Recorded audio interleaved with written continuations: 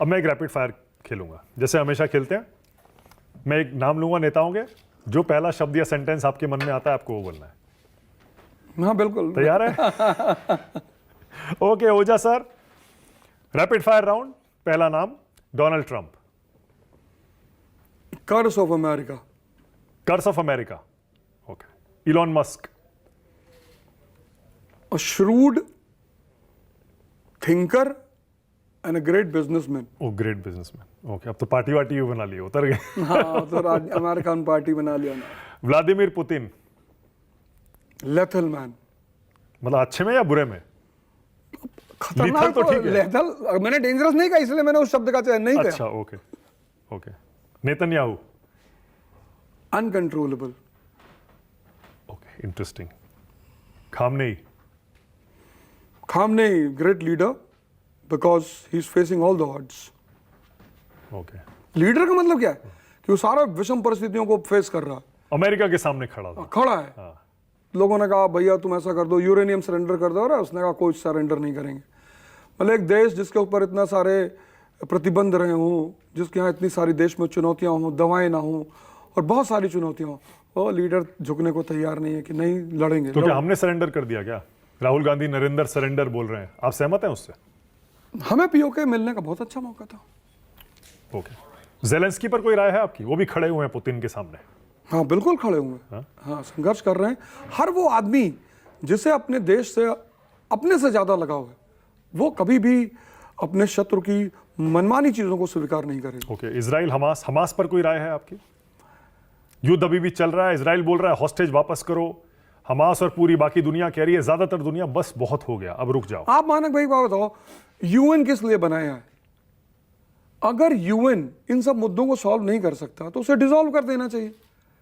भाई हम ठीक है, हम तो एक राय दे सकते हैं अपनी, किसी की संपत्ति है, किसी की प्रॉपर्टी है, तो आपको ह्यूमैनिटेरियन एस्पेक्ट से, पॉलिटिकल एस्पेक्ट से आपने किसी की ज़मीन ली है, आप किसी के घर में रह रहे हैं, और हमने शुरू से पैलेस्टीन को समर्थन दिया है, शुरू से, हमेशा से, क्योंकि हम ये मानते हैं कि भाई सबको मिलकर ही रहना चाहिए ना। और आतंकवाद तो गलत है ना? वो जो अटैक हुआ था हमास का इजराइल में, गलत था ना? वो शुरुआत तो हमास ने की ना। जब भी किसी देश की जनता, आज इस देश में राजा कौन है? जनता। तो जनता का दायित्व है ना, अगर कोई विरोध, अभी इजराइल में विरोध शुरू हो चुका है। ईरान के समय तो कुछ बोलूं ना बोलूं वो तो अलग बात हो गई, इजराइल की जनता ने अपनी सरकार के खिलाफ विरोध शुरू कर दिया। Election commission. Election commission is the bone, वो क्या बोलते हैं, spine of India, and it should act as a spine of India. Interesting. Asaduddin Owaisi. Mature. मुस्कुराहट आ गई आपके चेहरे पे भी। शायद बदली है आपकी भी राय। पहले शायद वो मुस्लिम ज्यादा करते थे, ऑपरेशन सिंदूर में जो उनकी भूमिका रही, उसके बाद पूरी दुनिया में घूम के जो उन्होंने पाकिस्तान की खबर ली है, वो तो एक भाई राष्ट्र के नाते, मैंने आपसे क्या कहा, हम सब विपक्ष हैं, दुश्मन थोड़ी हैं। ओके। अरविंद केजरीवाल। सुपरस्टार। अभी भी हारने के बाद भी? अरे खेल में कहां हार होती है? मतलब रोहित शर्मा विश्राम होता है। विश्राम होता है। विश्राम होता है। Priyanka Gandhi. A good leader. Raj Thackeray. Aggressive man, पर उन्हें थोड़ा सा शांत भी रहना चाहिए। वो जितना ज्यादा गुस्सा करते हैं, मतलब मुझे उनकी कुछ बातें तो बड़ी अच्छी लगती है, गुस्सा अच्छी बात है, वो तो मराठी सेंटीमेंट है।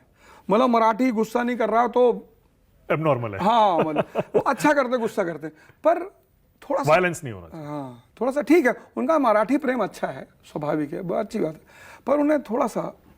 उद्धव ठाकरे। उद्धव ठाकरे जी के बारे में बहुत कुछ मैंने कभी पढ़ा नहीं और विचार भी नहीं किया, तो मैं कोई भी स्टेटमेंट दूंगा या शब्द बोलूंगा तो बायस्ड हो जाएगा।